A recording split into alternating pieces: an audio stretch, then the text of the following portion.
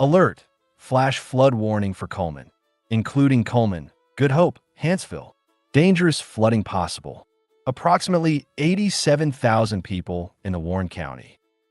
Flash flooding is occurring for Cullman until about 1:45 a.m. You can expect flash flooding. Keep away from flood-prone areas. Never drive through standing water.